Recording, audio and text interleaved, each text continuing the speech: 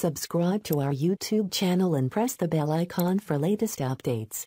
How to create WhatsApp chat shortcut on home screen on an Android device. Go to your phone menu. Find WhatsApp. Tap on the WhatsApp icon. Make sure that you are on the Chats tab. Tap and hold the chat you wish to add to the home screen. Tap on More Options, which is a three-dot icon located at the top right corner of the page. Tap Add Chat Shortcut. Navigate to your home screen. As you can see, your favorite chat shortcut has been added to your device home screen.